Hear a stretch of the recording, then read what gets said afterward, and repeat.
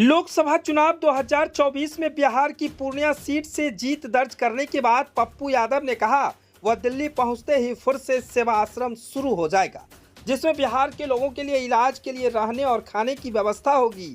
सांसद बनने के बाद चिराग के चुनावी क्षेत्र में पप्पू यादव का भव्य स्वागत हुआ। उन्होंने कहा कि वह संसद में अग्निवीर बिहार में पलायन, महिला सुरक्षा और बिहार को विशेष राज्य का दर्जा दिलाने का मुद्दा भी सदन में रखेंगे। पप्पू यादव ने यह भी साफ किया है कि वह जेपीएस का मुद्दा सदन में नहीं चलने देंगे।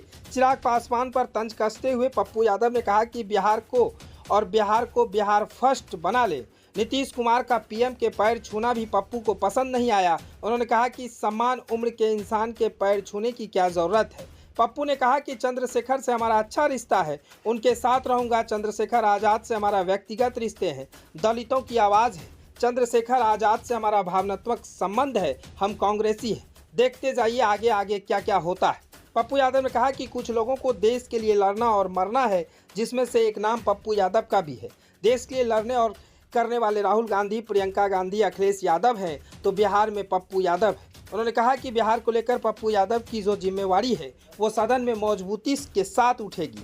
चिराग के चुनावी क्षेत्र में पहुंचे पप्पू यादव ने कहा कि अब चिराग जी भी मिनिस्टर बनेंगे तो हाजीपुर का विकास करें। अब चिराग बिहार फर्स्ट और बिहारी फर्स्ट को निभाएं। सदन में हमेशा याद दिलाते रहूंगा, डबल इंजन की सरकार है। हाजीपुर की फैक्ट्री कैसे विकसित होगी, कैसे फैक्ट्री निर्माण होगा। वहीं नीतीश कुमार को लेकर उन्होंने कहा कि नरेंद्र मोदी और नीतीश कुमार की उम्र बराबर है। नीतीश कुमार प्रधानमंत्री मोदी के सामने नतमस्तक हो गए, जो संस्कार नहीं है। हमारे नीतीश जी को इतना गाली दिया गया, डीएनए को लेकर सवाल किया, गाली दिया, आज नतमस्तक है। तो साफ तौर से कहें, पप्पू यादव अब पूर्णिया लोकसभा से निर्दलीय चुनावी मैदान में उतरे थे और करीब 24,000 मतों से जीत भी हासिल किया है। लेकिन पप्पू यादव जब सांसद नहीं थे तो पिछले कई सालों तक दिल्ली में सेवा आश्रम चल रहा था। यानी जो लोग बिहार से दिल्ली के सेवा आश्रम में पप्पू के जा रहे थे तो वहाँ पर रहना और खाना, इतना ही नहीं इलाज तक मुफ्त में होता था।